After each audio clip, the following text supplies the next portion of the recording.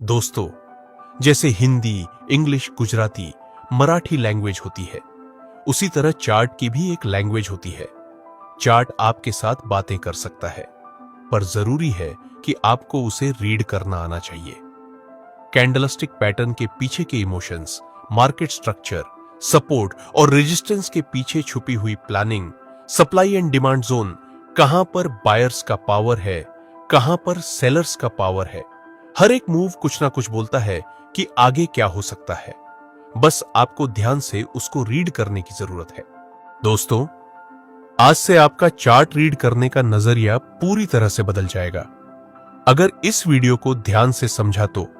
जैसे यहां आप देख सकते हैं, मार्केट अभी लोअर लो और लोअर हाई के स्ट्रक्चर में नीचे आ रहा है। यहां डाउन ट्रेंड है, तो आपको सिर्फ और सिर्फ सेलिंग की अपॉर्चुनिटी फाइंड करनी है। नेक्स्ट हम देखें तो प्राइस धीरे धीरे ऊपर की तरफ मूव करने लगता है और आगे जाकर एक साइडवे रेंज में मार्केट स्टक हो चुका है। दोस्तों, पहले यहां डाउन ट्रेंड था, फिर मार्केट में हमें हायर हाई और हायर लो की फॉर्मेशन मिली। मतलब यहां एक मिनी अपट्रेंड की शुरुआत हो चुकी है, लेकिन अभी भी प्राइस ने इस रिसेंट स्विंग को ऊपर की तरफ ब्रेक नहीं किया। अगर यह मिनी अप ट्रेंड इस स्विंग को ब्रेक करके ऊपर की साइड जाता है, तभी हम इसको प्रॉपर अप ट्रेंड कंसीडर कर सकते हैं। लेकिन फिलहाल तो ये on and over down trend ही है।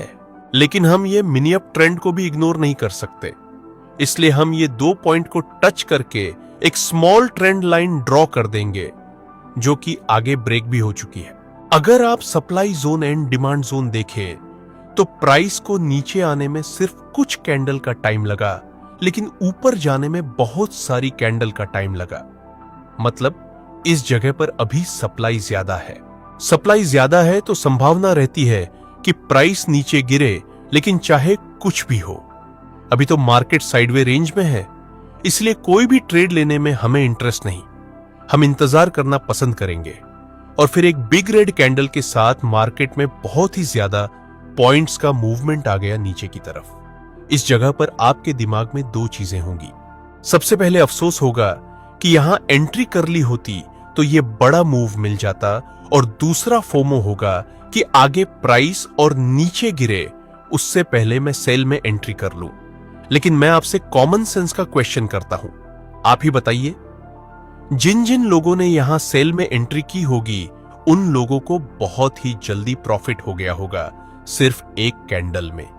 तो जाहिर सी बात है, सेलर्स अपना प्रॉफिट बुक कर लेंगे। जब सेलर्स प्रॉफिट बुक करेंगे तो प्राइस फिर से हल्का सा ऊपर तो जा ही सकती है। तो फिर फोमो के चक्कर में हम यहां एंट्री क्यों करें? वैसे भी अगर हम यहां सेल में एंट्री करते तो हमारा स्टॉप लॉस बहुत ही ज्यादा बड़ा हो जाता, इसलिए भी हम यहां एंट्री नहीं कर सकते। अभी भी हम इंतजार ही करेंगे। और मजे की बात यह है कि ज्यादा सेलिंग की वजह से यहां सप्लाई जोन क्रिएट हो चुका है, इसलिए यह पूरी साइडवे मूवमेंट को हम सप्लाई जोन की तरह यूज कर सकते हैं। यहां भी सप्लाई ज्यादा थी और यहां भी सप्लाई ज्यादा थी, तो आगे हमें फिर से सेल में एंट्री करने का मौका मिल सकता है। नेक्स्ट हम देखें तो मार्केट थोड़ा सा नीचे आने के बाद धीरे धीरे ऊपर की तरफ मूव करने लगा, और लास्ट में एक डोजी प्लस कंफर्मेशन कैंडल की फॉर्मेशन मिल चुकी है। सप्लाई जोन के पास अब हम सेल में एंट्री कर सकते हैं। प्रॉफिट टारगेट यहां पर रखेंगे और स्टॉप लॉस डोजी कैंडल के हाई से थोड़ा सा ऊपर। नेक्स्ट हम देखें तो हमारा प्रॉफिट टारगेट हिट हो चुका है। दोस्तों, यह जरूरी नहीं कि हमारा प्रॉफिट टारगेट हिट हो गया, जरूरी यह है कि हमने इस जगह पर सेल में एंट्री क्यों नहीं की। यहां भी शूटिंग स्टार और कंफर्मेशन कैंडल बनी थी इस रेजिस्टेंस के पास, जो पहले सपोर्ट था और डाउन ट्रेंड तो था ही। प्राइस एक्शन के अनुसार यह भी सेल का सिग्नल है, लेकिन हमने यहां एंट्री नहीं की क्योंकि यहां एक ट्रेंड लाइन बन सकती थी जो पहले रेजिस्टेंस का काम करती थी और आगे सपोर्ट का काम करेगी। अगर हमने इस ट्रेंड लाइन को ड्रॉ नहीं किया होता तो हम डेफिनेटली यहां सेल में एंट्री करते, और फिर प्रॉफिट टारगेट हिट होने से पहले ही स्टॉप लॉस हिट हो जाता। इसलिए जब आप आराम से चार्ट रीड करेंगे तब आपको सब कुछ दिखेगा। पर्सनली मैं खुद इस ग्राफ को लाइव देख रहा था, मैंने यहां भी ट्रेड नहीं किया। यहां भी नहीं किया, यहां भी नहीं किया, सिर्फ ये एक ट्रेड लिया क्योंकि मुझे क्वालिटी वाले ट्रेड चाहिए। आपको भी हमेशा क्वालिटी वाले ट्रेड लेने चाहिए। एक दूसरा पावरफुल एग्जाम्पल देखते हैं। यहां पर आप देख सकते हैं मार्केट प्रॉपर लोअर लो और लोअर हाई की फॉर्मेशन में मूव कर रहा है।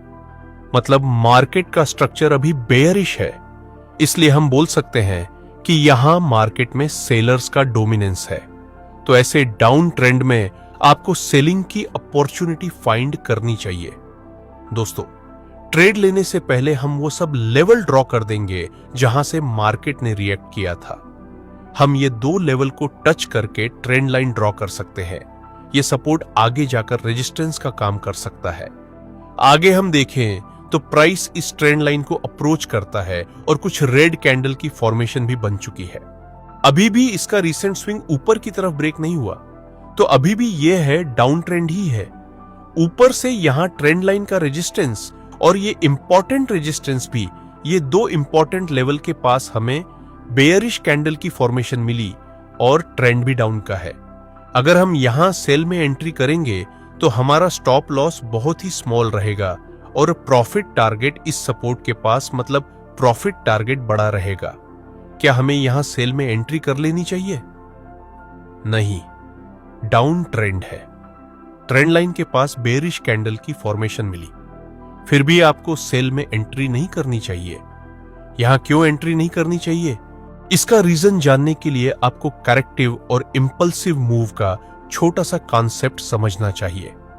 देखिए, जब मार्केट किसी अपर ट्रेंड में होता है, उसे समय बीच बीच में जो डाउन मूव मिलती है उसको हम करेक्टिव मूव बोलते हैं, और अपर ट्रेंड के दौरान जो भी अपर साइड के मूव मिलते हैं उसको हम इंपल्सिव मूव बोलते हैं। जैसे यहां एक अपर ट्रेंड था, तो जितने भी डाउन मूव मिले उसको हम करेक्टिव मूव कहेंगे, और जितने भी अपर साइड के मूव मिले उसको हम इंपल्सिव मूव कहेंगे। उसी तरह जब कोई डाउन ट्रेंड होता है, उसमें जितने भी अपर साइड के मूव मिलते हैं उसको हम करेक्टिव मूव बोलते हैं, और जितने भी डाउन साइड के मूव मिलते हैं उसको हम इंपल्सिव मूव बोलेंगे। जैसे कि यहां ये डाउन ट्रेंड है, तो ये सारे डाउन साइड के मूव को हम इंपल्सिव मूव कहेंगे, और ये सारे अपर साइड के मूव को हम कलेक्टिव मूव कहेंगे। इस कॉन्सेप्ट का यूज करके आप पता लगा सकते हैं कि कोई ट्रेंड रिवर्स होगा या फिर कंटिन्यू करेगा। कैसे? आइए देखते हैं। जब किसी अपर ट्रेंड के दौरान इंपल्सिव मूव स्मॉल होने लगे और कलेक्टिव मूव बिग होने लगे, तो समझ लेना कि हो सकता है आगे यह ट्रेंड अपर ट्रेंड में से डाउन ट्रेंड में शिफ्ट हो जाए, क्योंकि हर बार यहां सेलर्स प्राइस को ज्यादा से ज्यादा नीचे पुश कर रहे हैं और आगे ये अपर ट्रेंड डाउन ट्रेंड में रिवर्स हुआ भी। इस तरह किसी डाउन ट्रेंड में इंपल्सिव मूव स्मॉल होने लगे और करेक्टिव मूव बिग, तो हो सकता है कि यह डाउन ट्रेंड अप ट्रेंड में रिवर्स हो जाए, क्योंकि बायरर्स प्राइस को हर बार ज्यादा से ज्यादा ऊपर की तरफ पुश करने में इंटरेस्टेड है। आगे या डाउन ट्रेंड अप ट्रेंड में रिवर्स हुआ भी। चलिए हमारा पिछला एग्जाम्पल कंटिन्यू करते हैं। यहां आप देख सकते हैं पास्ट में इंपल्सिव मूव बिग बन रहे थे एंड करेक्टिव मूव स्मॉल, लेकिन इस बार यह करेक्टिव मूव बहुत ही ज्यादा बड़ा बन चुका है पिछले सब करेक्टिव मूव के कंपैरिजन में। तो हो सकता है यह डाउन ट्रेंड अब एंड हो जाए और एक अप ट्रेंड देखने को मिले। इस वजह से हम यहां पर ट्रेंड लाइन के पास बेयरिश कैंडल की फॉर्मेशन मिलने के बावजूद भी सेल में एंट्री नहीं कर सकते। आइए देखते हैं आगे क्या होता है। एंड में प्राइस ने ट्रेंड लाइन को ब्रेक कर दिया और यह रीसेंट स्विंग भी ब्रेक हो चुका है। सो अब यह एक प्रॉपर अप ट्रेंड की फॉर्मेशन हो चुकी है। नाउ ये अप ट्रेंड है, तो हम बाय की अपॉर्चुनिटी फाइंड कर सकते हैं। आगे हम देखें तो प्राइस हल्का सा नीचे आता है और डोजी प्लस कंफर्मेशन कैंडल की फॉर्मेशन बन चुकी है। दोस्तों, अब हम बाय में एंट्री कर सकते हैं। स्टॉप लॉस रखेंगे इस डोजी के लो से थोड़ा सा नीचे। प्रॉफिट टारगेट हम इस रेजिस्टेंस के आसपास रख सकते हैं। आपको क्या लगता है, हमारा स्टॉप लॉस हिट होगा या फिर प्रॉफिट टारगेट? फाइनली हमारा प्रॉफिट टारगेट कंप्लीट हो चुका है। नेक्स्ट आप देख सकते हैं यहां पर 3 ब्लैक क्रो कैंडल का निर्माण हुआ।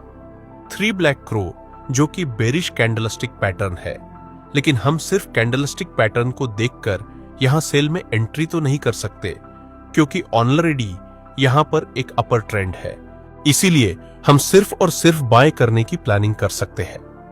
नेक्स्ट, एक बार फिर से इस अपर ट्रेंड के दौरान हमें डोजी प्लस कंफर्मेशन कैंडल की फॉर्मेशन मिली। क्या हम फिर से यहां पर बाय में एंट्री कर सकते हैं? बिल्कुल कर सकते हैं।